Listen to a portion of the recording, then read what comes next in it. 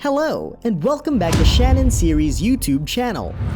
If you're new here, then don't forget to hit the like and subscribe button for more amazing videos. School's back in session. Boo! But let us consider the field trip. That rare special school day that's actually enjoyable. Whether they're to the Martin Van Buren Sideburn Memorial, the Tri-County Scent Hole, or the Transcontinental Yogurt Dump, field trips are a great excuse to goof off. As long as you pretend that you learned something. That is, unless you attended the trips here.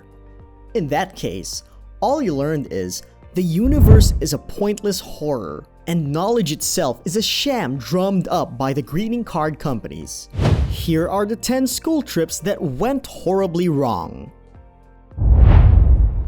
Number 10. Dairy farm gone wrong. We went on a field trip to a dairy farm. We got to help milk the cows and help feed the calves. It was heaps of fun hanging out with the cows. The next stop on the trip was an abattoir, where we watched the cows unloaded, killed, and then went to the room where they cut out the bones. A couple of people cried, some vomited, and more than one passed out. After that, we went to lunch where we were served beef pies. It was not a well-planned day. Number 9. From playing puppies to cutting the kitties.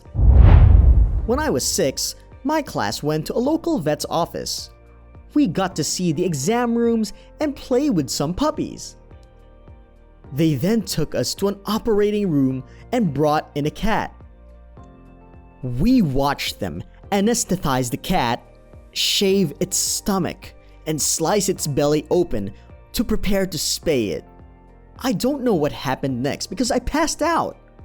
So did 2 of my classmates. We were taken to an exam room and had to sit there by ourselves while the remaining members of our class presumably watched the vet remove a cat's uterus. Number 8. A field trip 2 streets over. In 9th grade, we took a field trip 2 streets over to look at the dead deer my science teacher found on the side of the road that morning.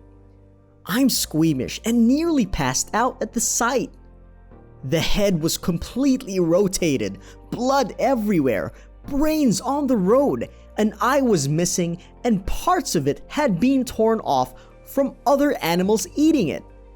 She loaded it on her truck that evening and took it home.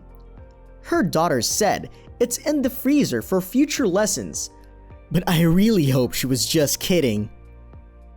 Number 7. A woman who bought leftover pig organs.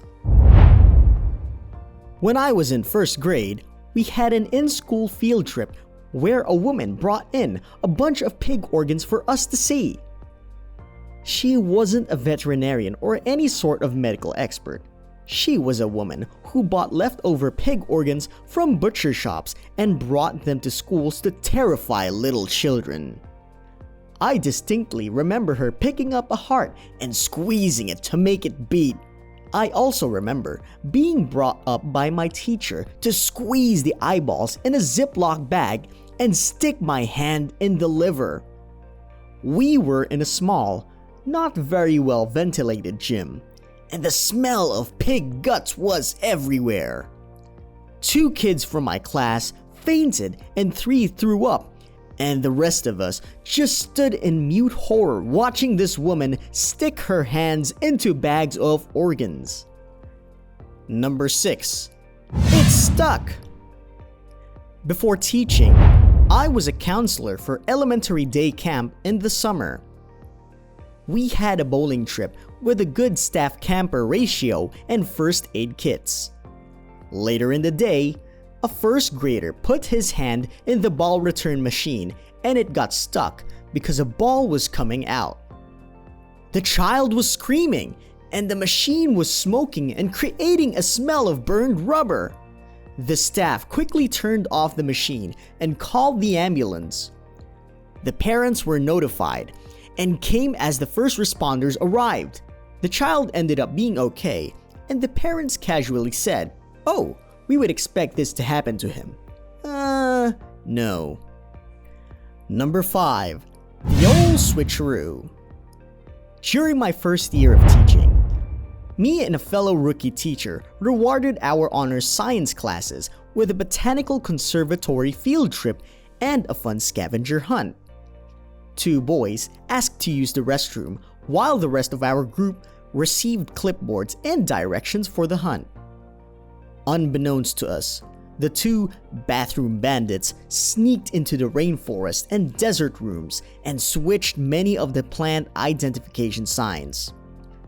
The scavenger hunt was an absolute train wreck, and other schools were arriving to complete the same scavenger hunt. Needless to say, the botanical folks were irate and they called our principal to voice their displeasure. Another student ratted out the 2 pranksters and they got a month of cafeteria cleanup duty. My new teacher friend and I didn't take any more field trips that year. Number 4. You're looking a little green. My worst field trip was several years ago when I was pulled from my then job as a teacher's assistant in a kindergarten classroom to join a 7th grade whale watch field trip. I was so excited because it was my son's class, and I'm a lover of whales, boats, and anything to do with the ocean. It was a beautiful day as the boat left the dock and headed to Stellwagen Bank National Marine Sanctuary, a popular feeding ground for whales off the coast of Massachusetts. Students had brought money with them to use at the snack bar, and they proceeded to purchase and consume many snacks on our way out to the sanctuary. As we arrived at the feeding ground, the boat began to circle around looking for whales, and the swells began to increase in size as the students' complexions took on a green hue. Well, you guessed it, students began to get seasick, and not 2 or 3, but 10 or 12 students. I was running from one side of the boat to the other trying to comfort and reassure them, to no avail. It never got any better until the boat arrived back at the dock 2.5 hours later, when I vowed to never chaperone a whale watch again. Oh, and you may have also guessed, we did not see a single whale. Number 3. Cops or prisoners. We went to a prison and they had a bunch of guards and cops posing as prisoners to talk to us as if we were stupid enough to believe the act. I asked them a few questions that made the act immediately obvious to most of the kids and a few teachers. Other kids jumped right in with the same sort of things. The goal was to make everyone so scared of the prison, all it did was to piss the teachers off because they had also been lied to. Number 2. The trip to a movie about overcoming barriers that was only for boys. Watching a movie in school always makes for a great day, and going on a trip to the theater is even better. A trip to watch a war movie in which shit blows up, a character might swear, and no one has to learn anything? That's like winning the educational lottery. So Dallas 5th graders were understandably excited about a chance to watch Red Tails, that World War II movie about African American pilots that you already forgot about. Unfortunately, the movie, which was to be used to teach students about segregation, wasn't being screened in a theater large enough to accommodate everyone. So, officials came up with a simple solution. They'd only send the boys to see the movie about overcoming discrimination. Oh, but don't worry about the girls.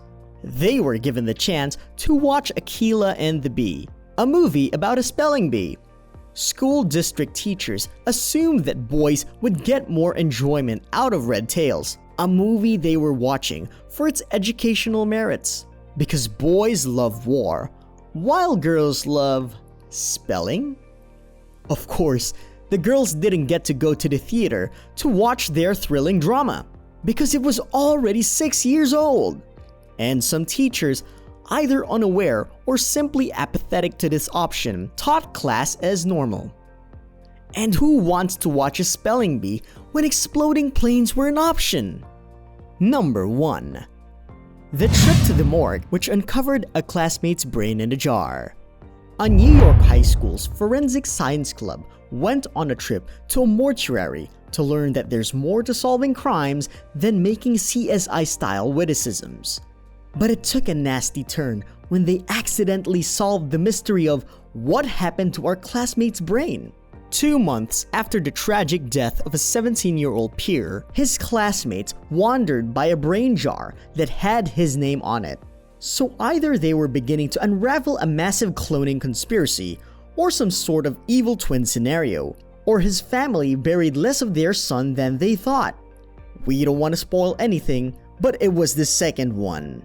The teen's family had agreed to an autopsy, but reasonably assumed that it would have been wrapped up before it was time to bury their child. The city argued that further testing was required, which probably would have been fine had they bothered to tell anyone of their plans before they stuck the poor kid's brain on a shelf. There were no winners here.